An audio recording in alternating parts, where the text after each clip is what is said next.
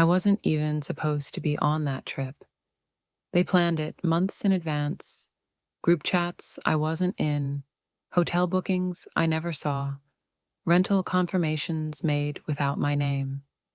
The only reason I ended up going, a cancellation. My cousin Bailey broke her leg 2 days before the trip.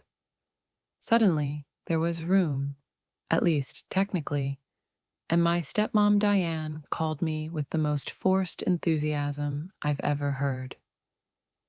Hey, sweetie, you want to come on the family trip after all? We've got an extra space. Not we want you there, not we'd love to have you, just logistics. And I, like a fool, said yes.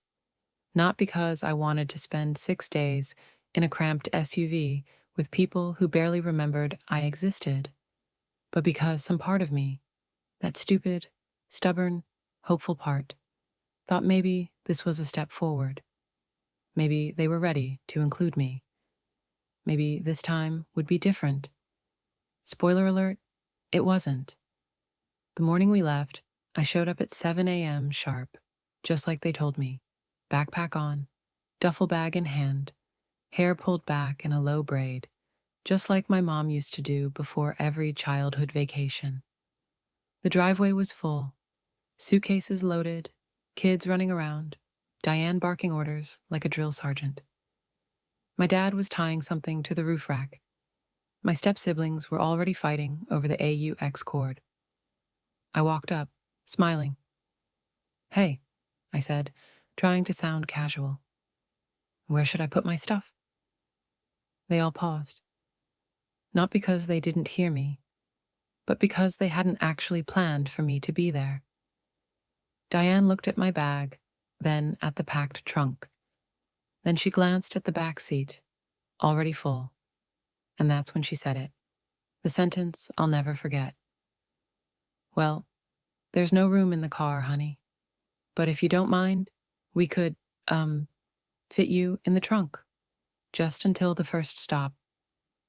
Everyone went quiet, even the kids. Like they all knew it was wrong. But no one would say it. Not even Dad. And I nodded. Because I didn't want to make a scene. Because I was tired of being the difficult one. Because I was still that little girl waiting to be picked. So I climbed into the trunk, and they closed it behind me. It wasn't a real trunk, to be clear. It was the back of an SUV, the kind with a third row of seats that folds down flat. Except those seats were down, completely, covered in duffel bags, coolers, beach towels, and a folded-up stroller no one even used anymore. So when Diane said, the trunk, what she really meant was, lie flat between the suitcases, like luggage. No seatbelt, no window, no air conditioning that reached that far back. I laid down on a fleece blanket someone had tossed over the cooler. The ceiling was inches from my face. I could hear the conversations from the second row, muffled and distorted, like I was listening to a party happening in another room. No one checked on me. No one offered me water. No one asked if I was okay. They just drove, and I stayed quiet. Because what do you even say in that moment? How do you speak up when your own father closes the trunk door without blinking? I remember staring at the roof of the car, counting the seconds between highway bumps, trying to breathe slow, trying not to cry. It wasn't just uncomfortable, it was humiliating. Every time the car slowed down, I tensed, wondering if they'd open the door and I'd have to crawl out in front of strangers. A grown woman, 19 years old, treated like a forgotten duffel bag. And worst of all, they knew. I heard them laughing at something my stepsister said. I heard Eli, my stepbrother, ask for a snack, and Diane reaching back to hand him one. No one said a word about me. It was like I wasn't even there. Somewhere around the 2-hour mark, we stopped for gas. I felt the car come to a halt, engine off. The trunk opened, sunlight flooding my eyes. Dad stood there, holding a Gatorade. He didn't even look ashamed. "Need to stretch your legs?" he asked, casual, like this was normal. Like I'd chosen to lie on a pile of beach bags for fun. I sat up slowly, my body aching, and stepped out into the parking lot without a word. He handed me the drink. I took it, because that's what you do when you're raised to not cause problems. You smile, you say thank you, and you get back in the trunk when it's time to go. I think people underestimate what a few hours in a closed-off space can do to your mind. It wasn't just the physical part, the cramps, the heat, the way the car shook with every bump in the road. It was the psychological part, the slow unraveling of something deep inside me. You start to wonder, do they even see me as a person anymore? Or am I just extra weight? The bags didn't talk. The cooler didn't complain. And neither did I. I stared at the ceiling, tracing the same scratch in the plastic over and over with my eyes. I measured the drive in landmarks I couldn't see but had memorized from previous trips. The sharp right turn after the bridge, the weird dip in the road that made your stomach flip, the long silence when the radio lost signal. And all the while, I could hear them living, breathing, laughing. They passed snacks, sang along to songs, bickered over directions. Normal, messy family stuff.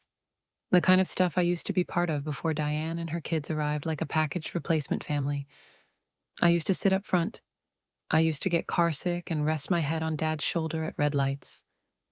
I used to matter. Now, I was in the back, unseen and unacknowledged. At some point, I pulled out my phone and tried to text my best friend, but there was no signal. So I opened the camera app instead and recorded a short video of myself lying there. Just my face.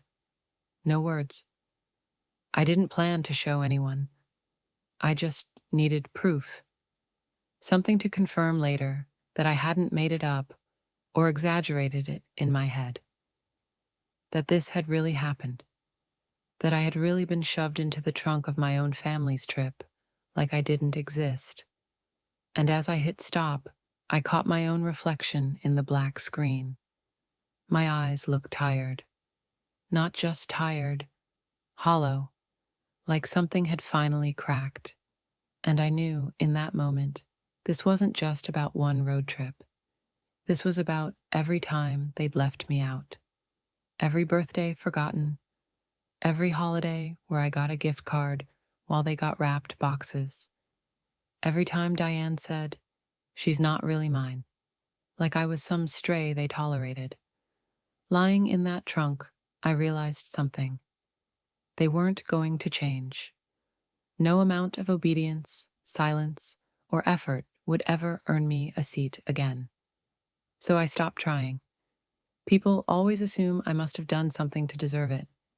Like maybe I was a problem kid, or rude, or jealous, or rebellious. But the truth? I was quiet. Too quiet, probably. The kind of quiet that made it easy to forget I was in the room. When my mom died, I was 11. I remember sitting at her funeral between two grown-ups I barely knew, while Dad stood at the front of the church, wooden-faced, holding back tears.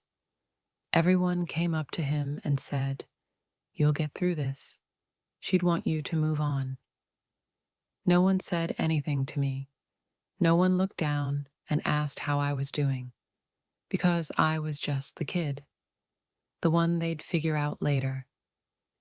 Diane came into the picture a year later. All lip gloss and Pinterest casseroles. She was nice enough at first.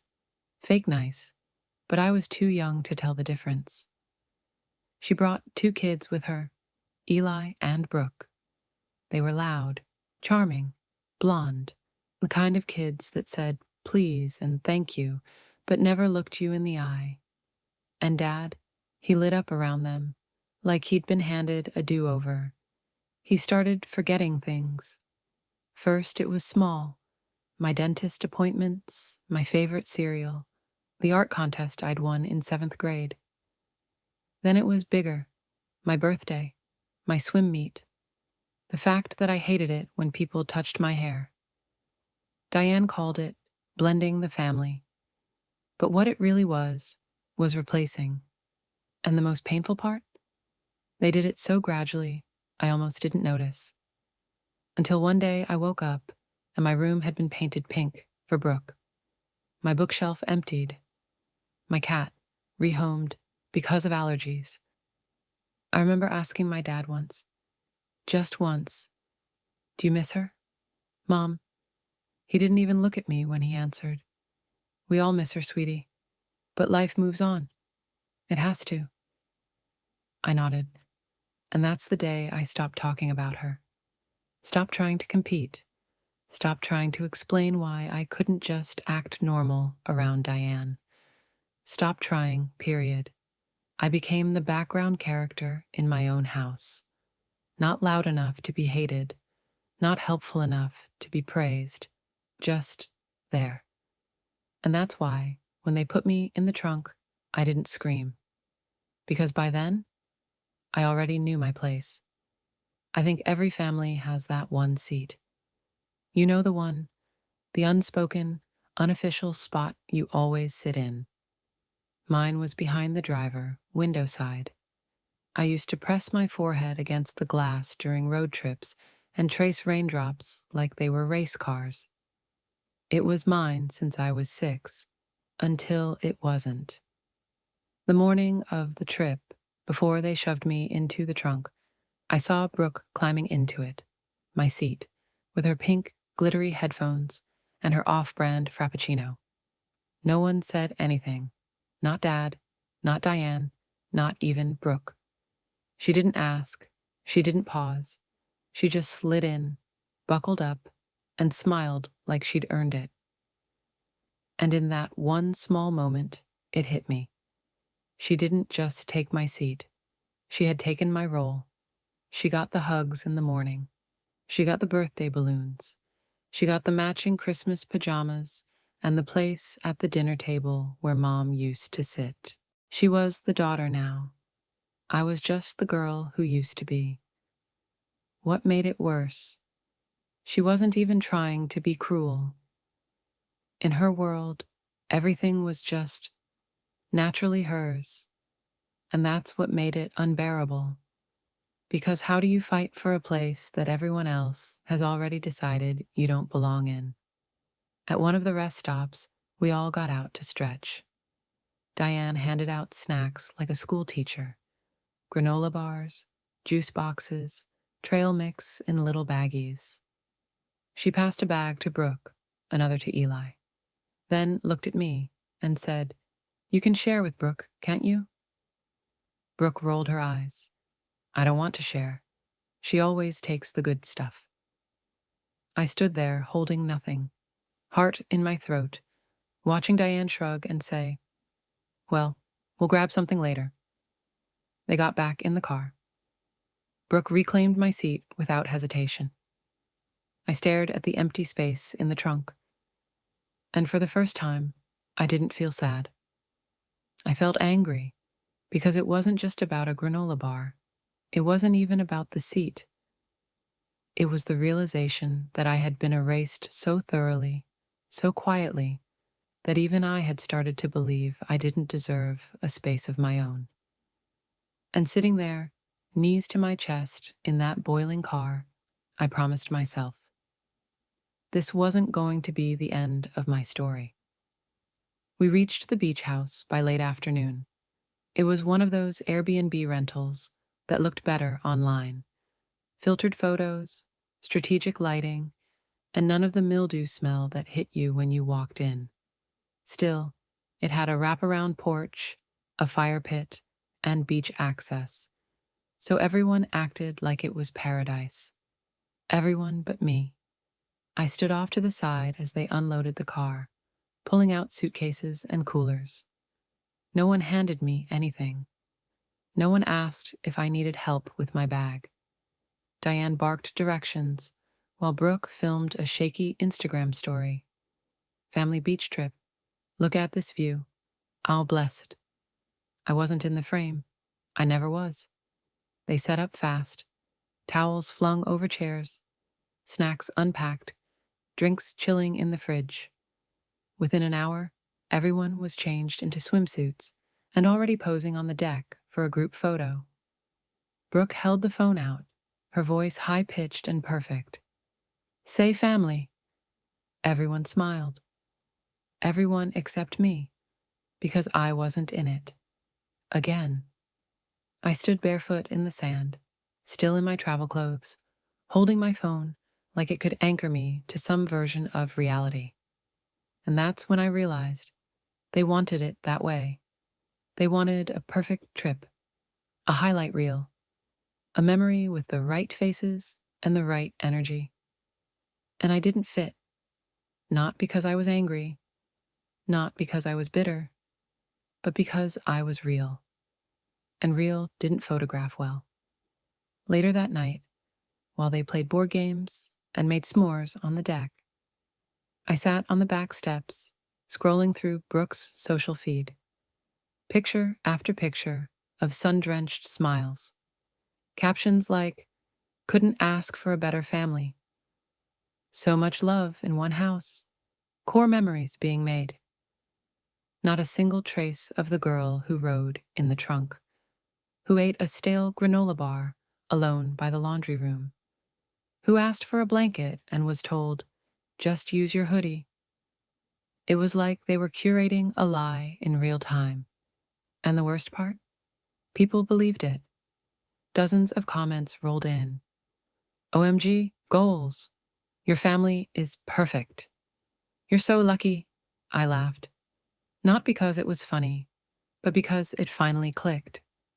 They weren't just pretending I didn't exist. They were editing me out of the story completely.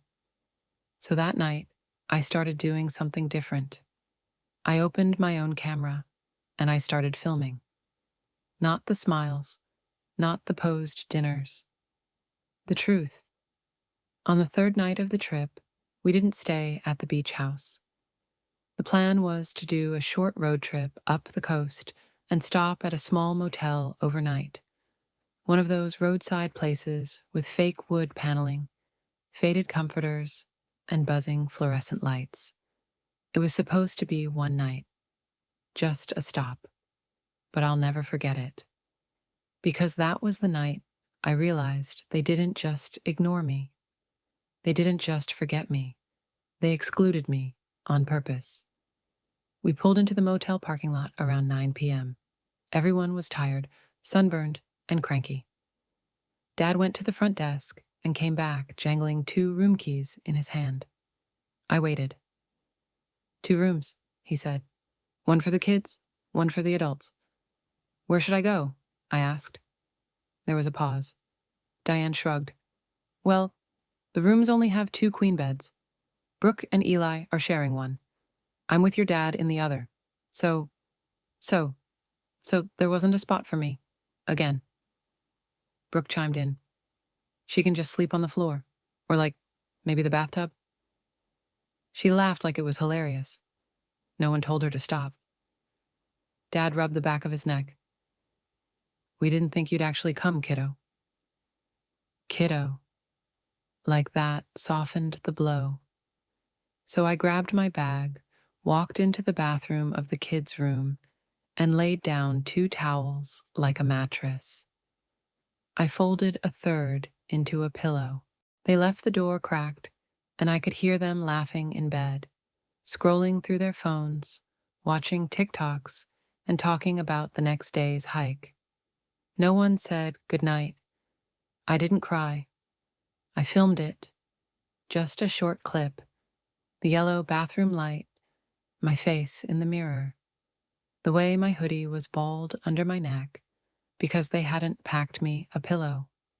I looked into the camera and whispered, "Still no room." And that was when it stopped being a vacation. That night, in the motel bathroom, I decided I was going to document everything. Because one day, maybe not soon, but someday, I was going to tell this story. And when I did, it would be undeniable. Not just to the world, but to them. The next morning, Diane posted a photo.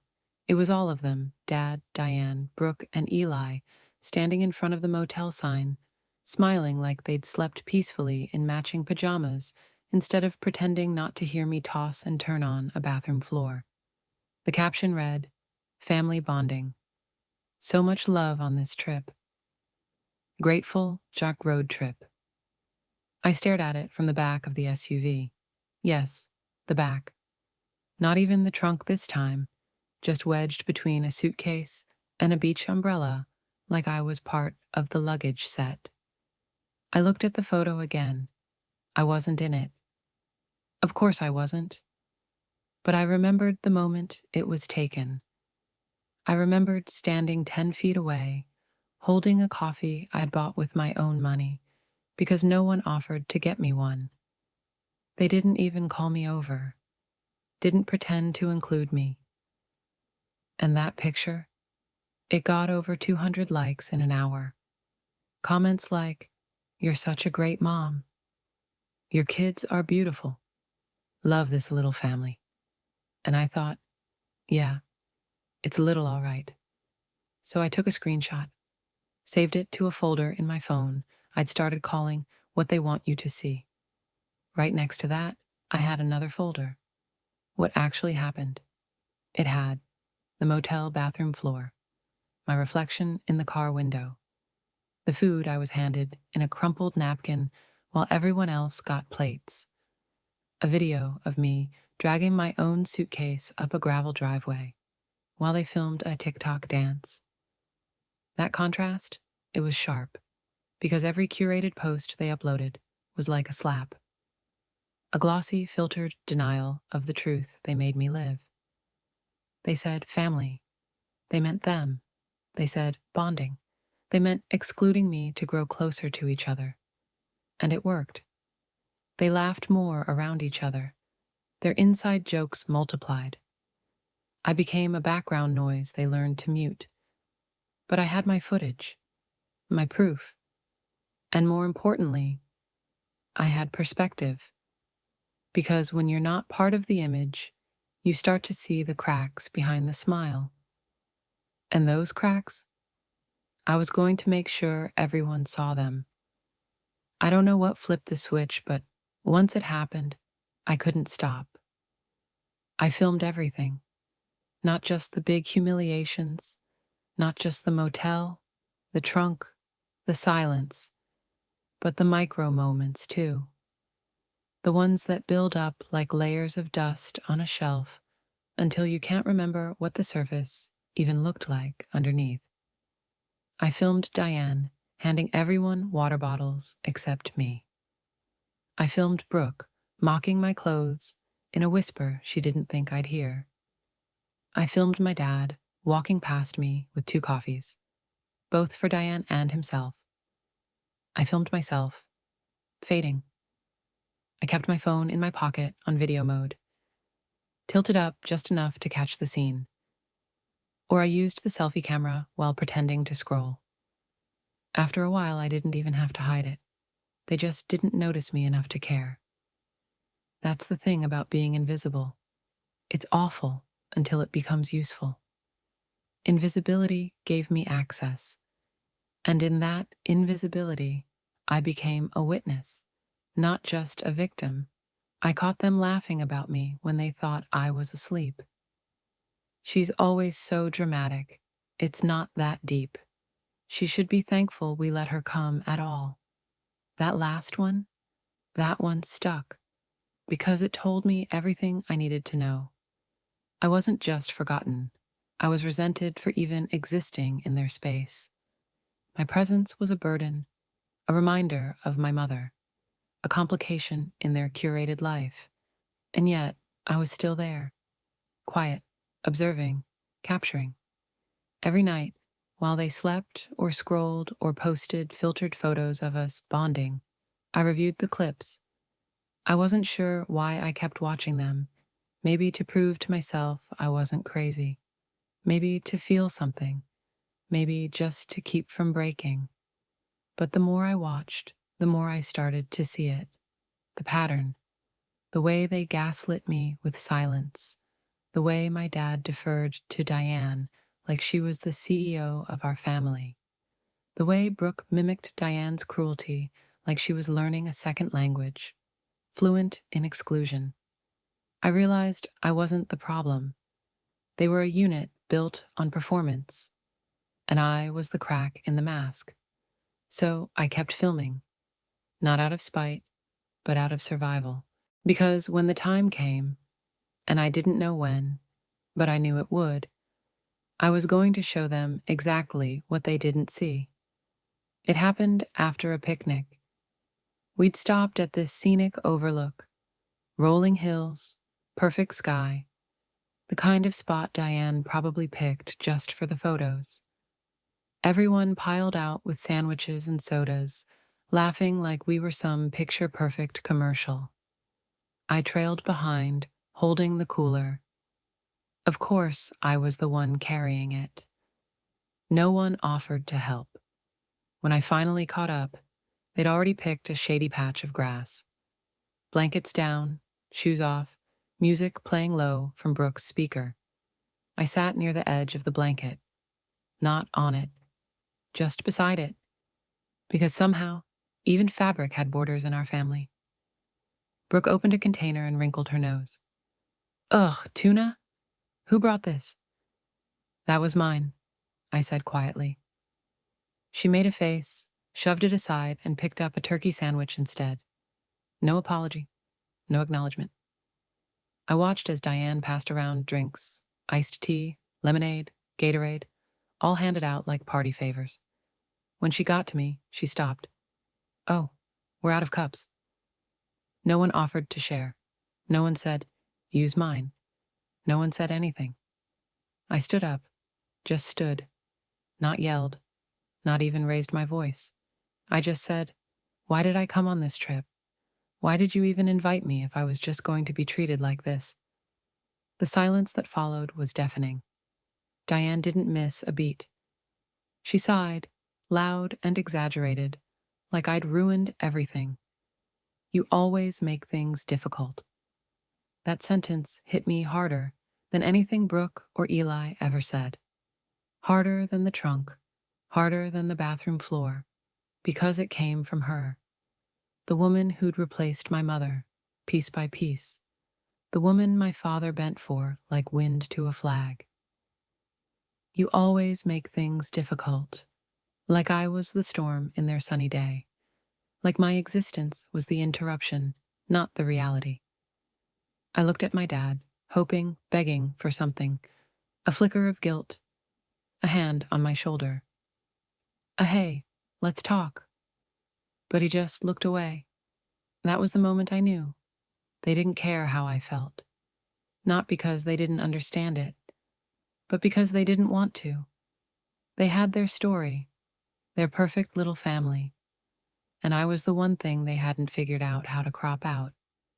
Yet, I didn't yell, I didn't cry, I didn't throw anything, even though part of me wanted to toss the cooler straight into the valley below and watch it crash like my expectations. When I finally spoke up, I did it calmly, because they expected drama. They expected me to prove their point, to be the emotional one, the problem, the too much. But I wasn't going to give them that. So I stood there, hands at my sides, voice steady, and said, "You've all made it perfectly clear that I don't belong here. And honestly, I'm done trying to convince you." Diane scoffed. "Oh, come on. Now you're being dramatic." I looked at her, really looked. The way her face tightened with performative concern. The way she scanned the others for backup, like everything she said came with a built-in audience. I'm being honest," I said. I turned to Dad next.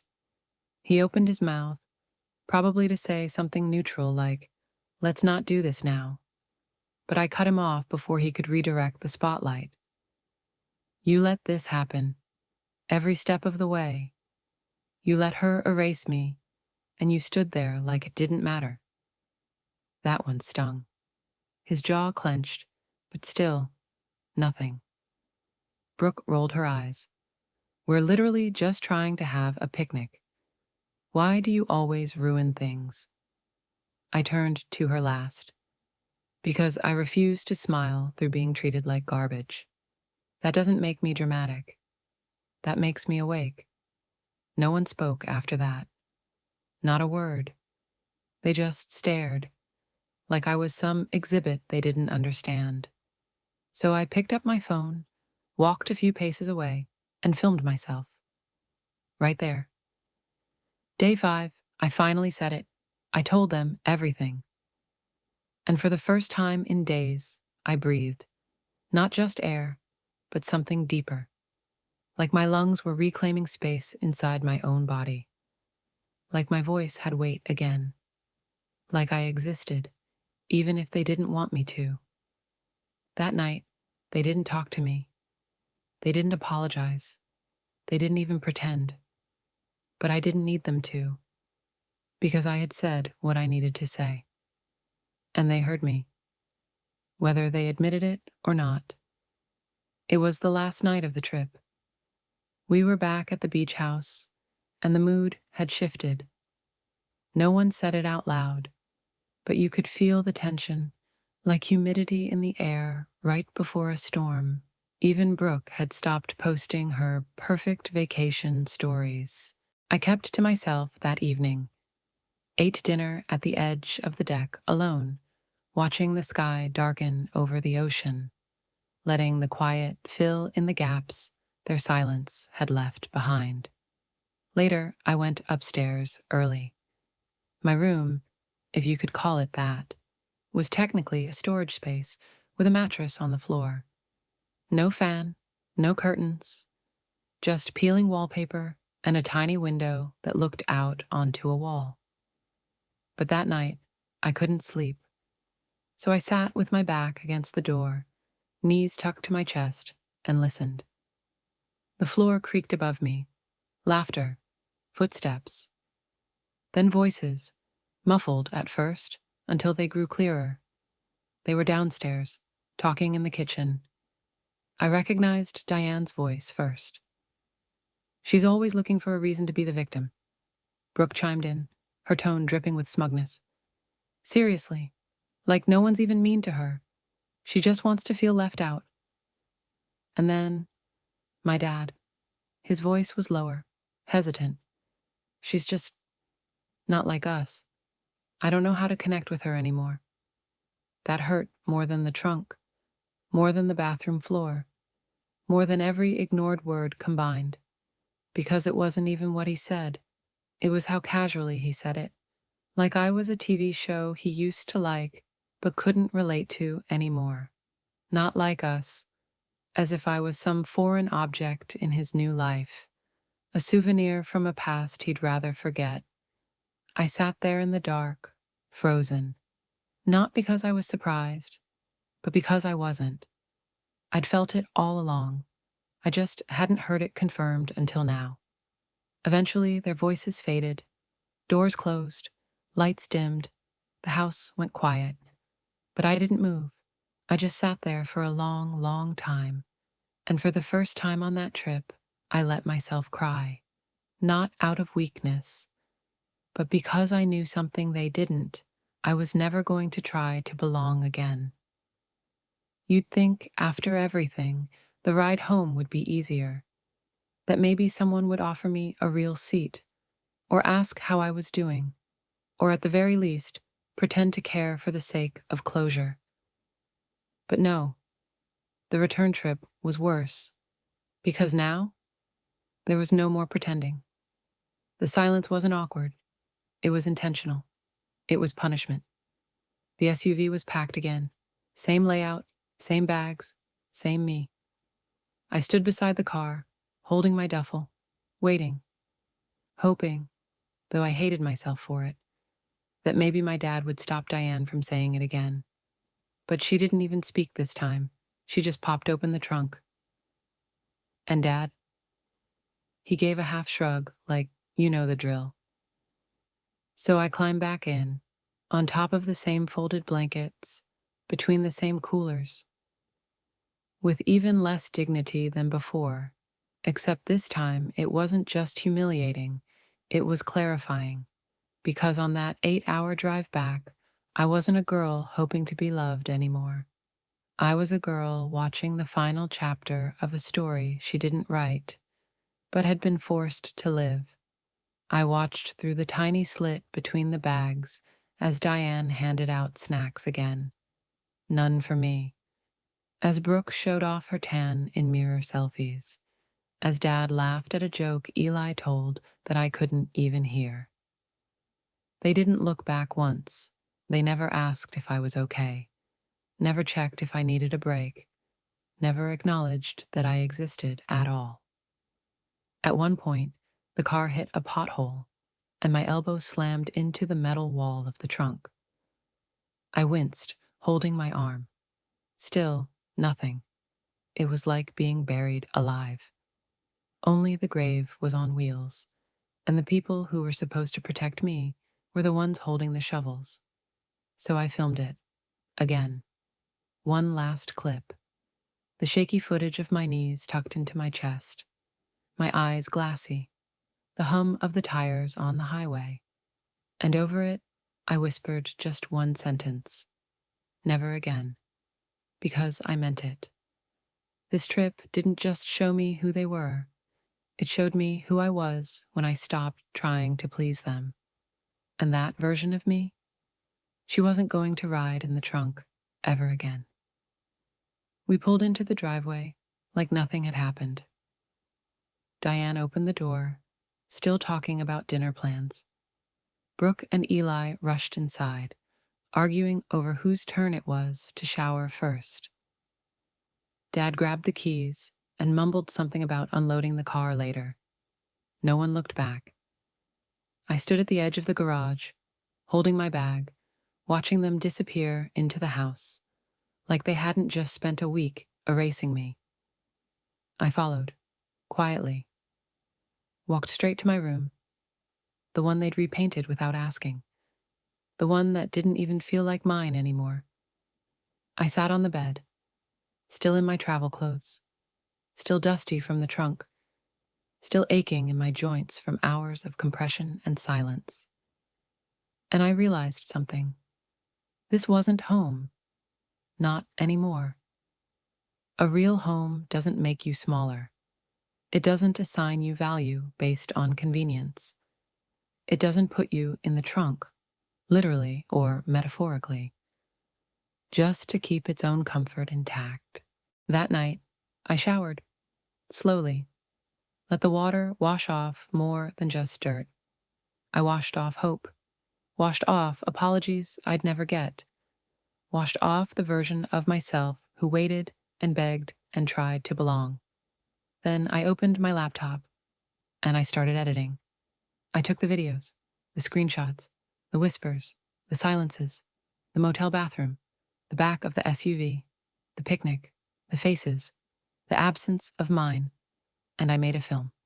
No voiceover, no dramatic music, just truth, raw and sharp and undeniable. A silent documentary of what it's like to be erased in your own family's narrative.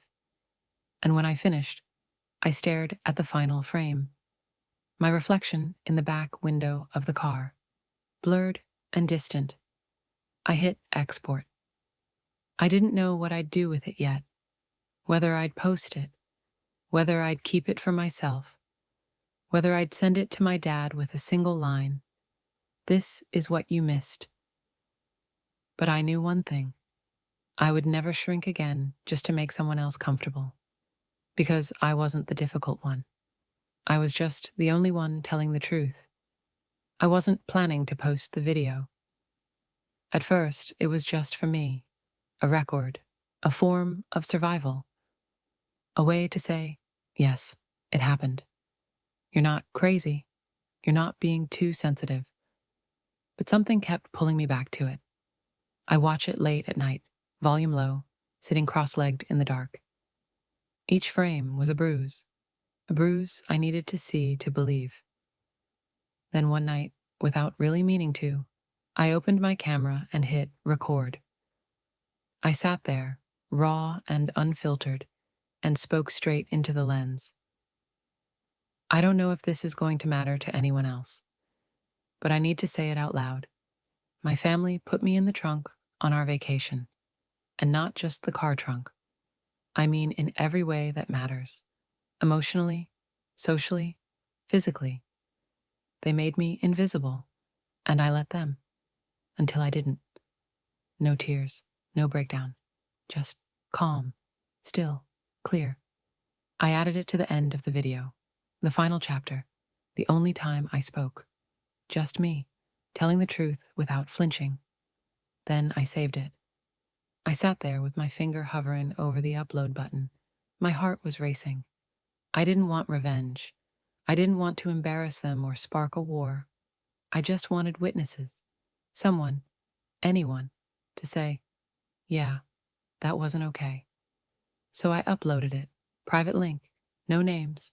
No identifying details. Just the girl in the trunk. I shared it with one person. My best friend, Lila. She called me 20 minutes later, sobbing. I didn't know it was that bad, she whispered. I thought you just didn't want to come around anymore. She watched the whole thing, twice. Then she asked if she could show her sister. Then her sister showed her college roommate. And within a week, the link had made its way into group chats, DMs, comment threads. People reached out, strangers, saying, I thought I was the only one who felt like this in my family. You made me feel seen. I never knew how to describe what they did to me, until now. I hadn't expected the flood, but it came, and with it, something I never thought I'd feel, validation. Not from the people who hurt me. I'd given up on that. But from people who understood, who'd lived it, who saw me. And that meant more than a seat at their table ever could. It came 2 weeks after the video had been quietly shared. By then, I had nearly forgotten it was even out there. I wasn't checking views. I wasn't counting comments. I'd started sleeping better, eating again, feeling, if not healed, at least seen. And then, one night, my phone buzzed. It was a message from an email I didn't recognize.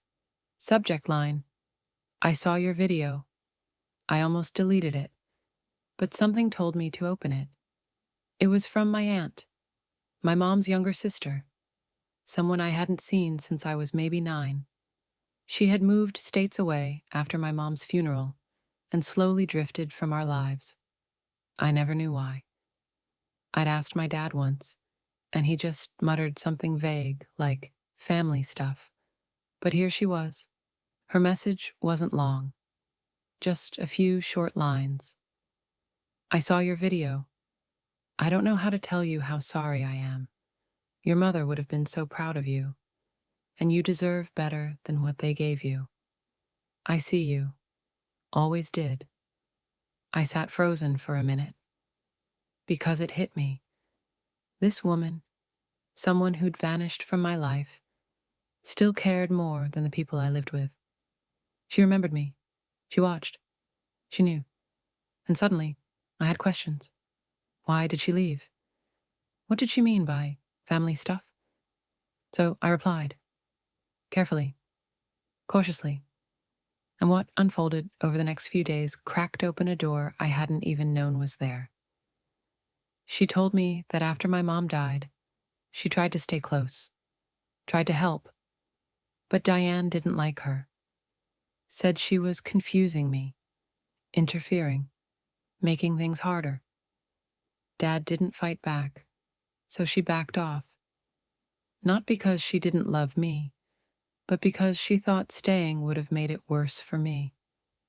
I didn't know they'd push you out completely, she wrote. I should have fought harder. I'm so sorry. And for the first time, I cried for something other than pain. I cried because I realized I wasn't totally alone. Someone had seen me back then, and someone still saw me now. That single message didn't fix everything, but it reminded me that not all love disappears. Some of it just gets buried beneath years of silence. And now, it was starting to surface again. A few days after my aunt and I reconnected, she sent another message. It was simple. I'm hosting a small dinner next weekend. Just me and a few people I trust. Would you want to come? I stared at the screen, unsure how to respond. My first instinct was to say no, because family gatherings had always meant discomfort, shrinking, swallowing my feelings to keep the peace. But something about the way she said, people I trust, stuck with me. So I said yes. The day of the dinner, I almost backed out. I stood in front of my closet for an hour, trying to decide what to wear. Not to impress, but to feel safe in my own skin. I didn't want to look like I was performing. I didn't want to look like I was broken. I just wanted to feel real.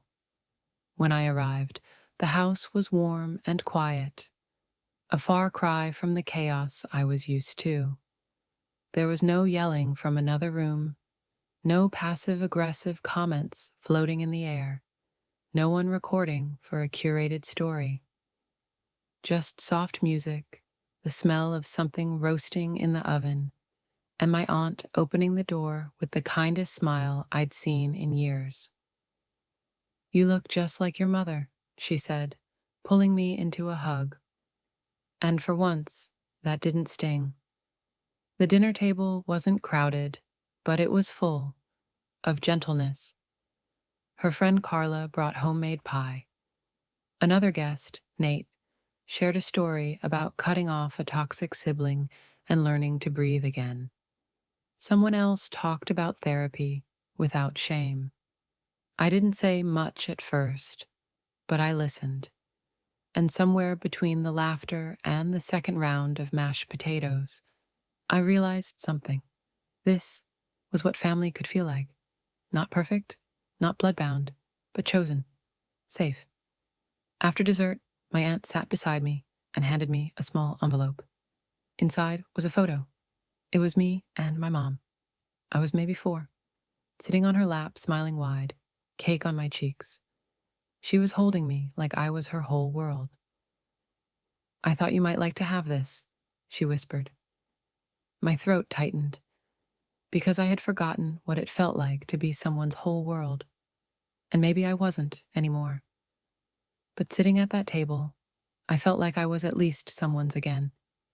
Not a ghost, not a burden, not a mistake. Just me.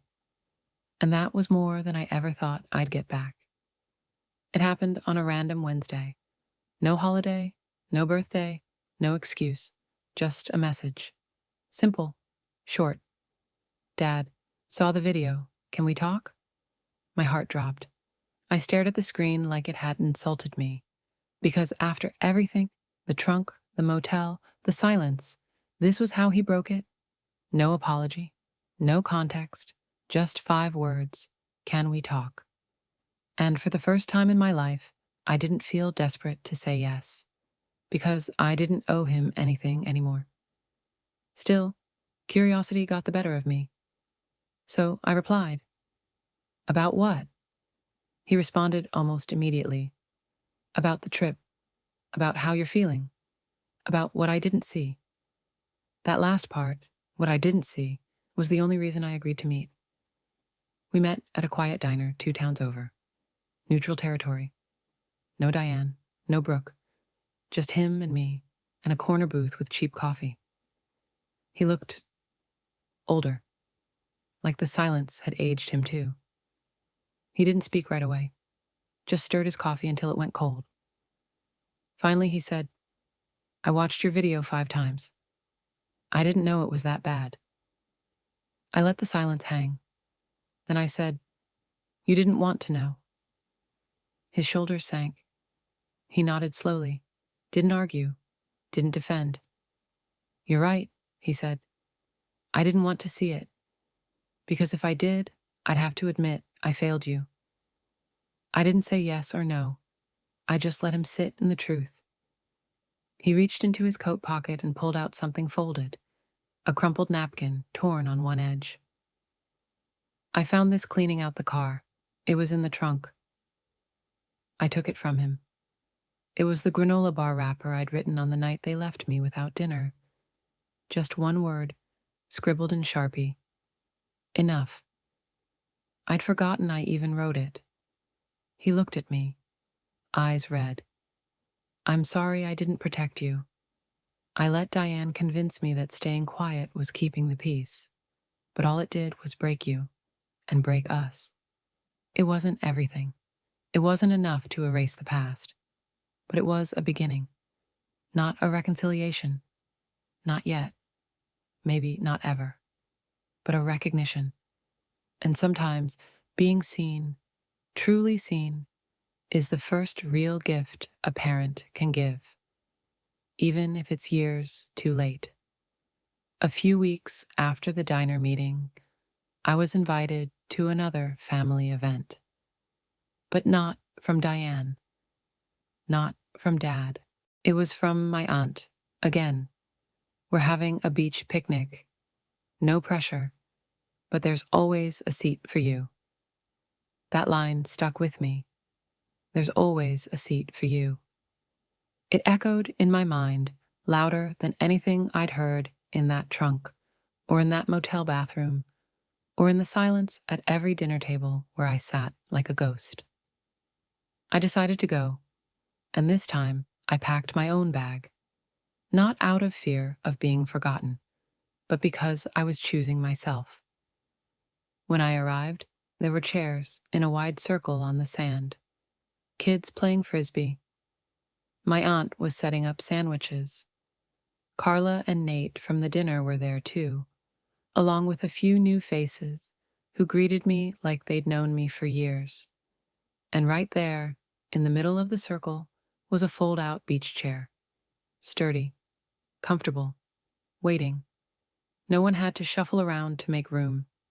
No one hesitated. It had already been set up. I didn't sit on the edge. I didn't sit on the sand. I sat in my seat. Someone passed me a lemonade. Someone else handed me a paper plate and said, "Make sure you get the good stuff before it's gone." I laughed. Like, actually laughed. No performance, no armor, just joy. At one point, someone turned on music, and we danced barefoot in the sand. Sun setting behind us, waves close enough to kiss our ankles. I filmed it. Not for proof, not for survival, but because I wanted to remember what it felt like to belong without having to beg for it. That night, sitting around a bonfire, I got a message from Dad. "Hope you're okay. Just thinking of you." I looked at it for a long time, and for the first time, I didn't feel the urge to write back right away, because I wasn't in the back anymore. I wasn't in the trunk. I wasn't outside looking in. I was here, with people who saw me before I had to prove anything, who set the seat out before I arrived. And that was a kind of love I'd never known I was allowed to want. There are moments that define you, not because they were loud or explosive, but because they were quiet. For me, that moment came weeks after the beach picnic, when I was driving alone down the coast. My own car, windows down, music loud, no GPS, no deadline, no one telling me where I had to be. Just me and the open road. And I realized something. This was the first trip I'd ever taken where I chose everything, where I packed what I wanted, stopped when I wanted, ate where I felt welcome, slept where I felt safe. No trunks, no backseats, no pretending to laugh at jokes that weren't funny. Just freedom.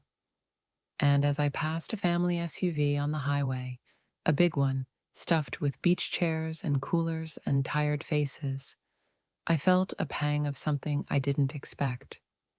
Not anger, not grief, clarity. I was never meant to fit in their version of family, because their version required shrinking, and I had finally outgrown the space they gave me. I pulled over at a scenic overlook, got out, and stood by the railing.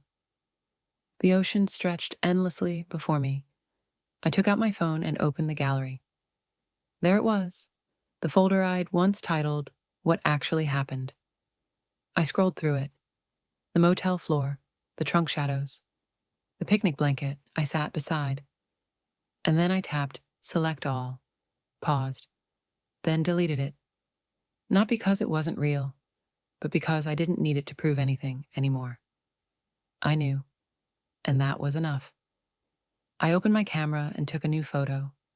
One of my face, wind in my hair, eyes calm, standing at the edge of a world that once felt like it didn't want me. Caption: I was in the trunk, now I drive. I didn't post it, not yet, but I saved it, because that image, that truth, belonged to me. And wherever I go from here, I'll remember one thing. My story didn't end in the trunk. It started there. But I was never meant to be cargo. I was meant to take the wheel.